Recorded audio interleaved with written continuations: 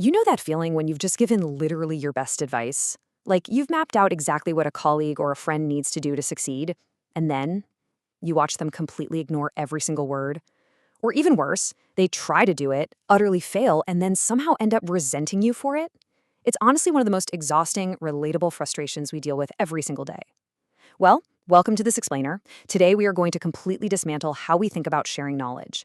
We're going to look at exactly why giving advice backfires so often, why your good intentions are actually creating resistance, and, most importantly, how to completely transform your communication using this brilliantly simple framework. Let's get right into it. Okay, let's dive into our roadmap for today. First, we're going to cover the trap of dialogue. Second, we'll ask, who are you actually talking to? Third, we're redefining the true meaning of care. And finally, we'll break down the three-step rule to perfection. All right, Section 1, the trap of dialogue, injection versus communication. To really fix our communication, we first have to be super honest about the problem. Why do so many conversations just crash and burn? Well, it's usually because we go in thinking we're having a dialogue, but in reality, we're just trying to force our own predetermined answers onto somebody else. To fix this, we have to recognize two completely different types of interaction that we constantly mix up. On one hand, you have true dialogue. Dialogue requires equality. It's an open exchange where you say, hey, I think this, what do you think? It actually invites the other person in.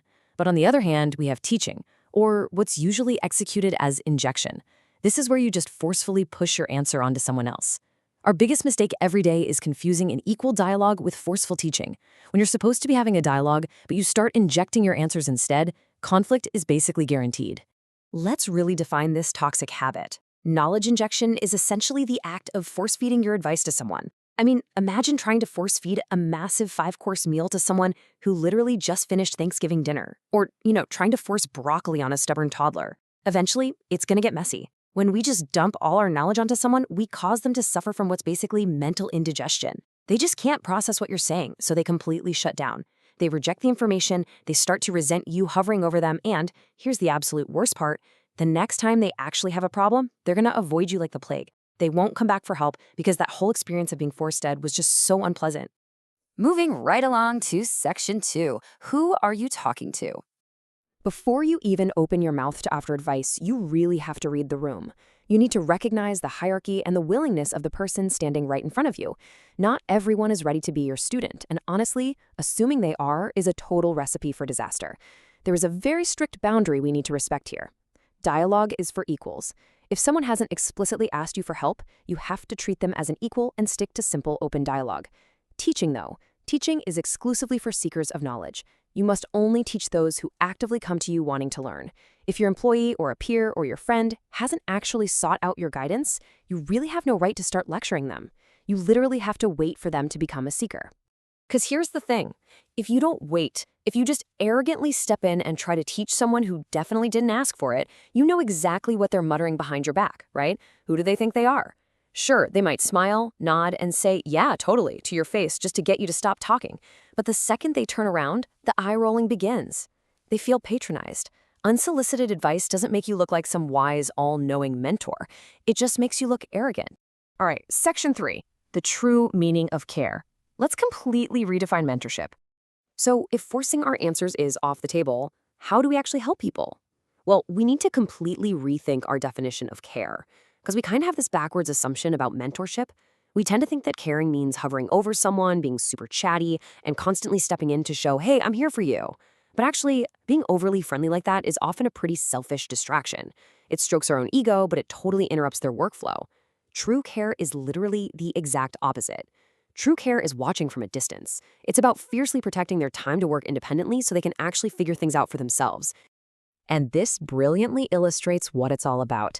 A real master teacher creates a safe environment for independent growth. You keep an eye on them from a distance, sure, but you hold back. You let them try, you let them experiment, and you only step in when they genuinely stumble and hit a wall. Why? Because that is the exact moment they're finally ready and willing to receive your guidance. Now they are officially a seeker of knowledge. Which brings us to Section 4, the 3-step rule to perfection. So, once someone is actually ready to learn from you, how do you give them instructions so they truly succeed? We need a practical framework to completely eliminate the headache of failed execution. Let me ask you a quick question. How many times has someone looked you dead in the eye, said, "Yep, I completely understand," and then walked away and totally bombed the task? It happens all the time, right? Just because they heard your words and just because they think they got it does not mean they actually comprehended the depth of the task or can do it well. Understanding is a full process. It's not just a single moment of hearing. To solve this, we absolutely have to spread out our instructions. A successful interaction is almost never just one long, exhausting meeting. It needs to be broken down into 3 distinct steps. Step 1 is the initial instruction, where they only absorb about 30%. Step 2 is the first check-in, which brings them up to 70%. And step 3 is the final tweak, hitting that 100% mastery. Let's break down exactly what happens at each of these stages. Think about that very first meeting. No matter how brilliantly you explain the task, the person listening is honestly only going to absorb about 30% of what they need to know. They're basically just getting the outline. But you know what? Knowing this is incredibly liberating for you. Your job in this first meeting is not to force feed them every tiny detail until their eyes glaze over. Your job is just to give the initial instruction, tell them to go give it a shot, and, this is absolutely crucial, tell them to come right back to you the second they hit a roadblock. Let's move to the next phase and see how this builds. Predictably, they're going to hit a roadblock. This is step 2, the check-in. They've gone away, they started the work, and because they only had 30% of the picture, they naturally got stuck. But instead of hiding it in shame, you've already invited them back. This second meeting is where the real magic happens. They're coming back with specific, practical questions based on their actual experience trying to do the thing. Because they are now actively seeking answers, you can finally explain the deeper mechanics. By working through that roadblock together, their genuine understanding shoots right up to 70%. And finally, we reach step 3. Armed with that 70% understanding, they go back, they do the work, and they bring you the nearly finished product. It's good, but it's probably not perfect. And this is exactly where you step in for the final tweak. Because they've done the heavy lifting and they totally understand the context now, you can provide that final 30% polish. You point out a tiny adjustment here, a slight refinement there. They instantly grasp why your feedback matters. They apply it, and boom, they reach perfect 100% mastery. So just to summarize how this all comes together, spreading your instruction across this phased timeline, like day 1 for the instruction, day 2 for the roadblock check-in, and day 3 for the final polish, it completely prevents that mutual frustration. It stops you from over-explaining, and it stops them from getting overwhelmed. It builds genuine competence by aligning your teaching with how humans actually naturally learn.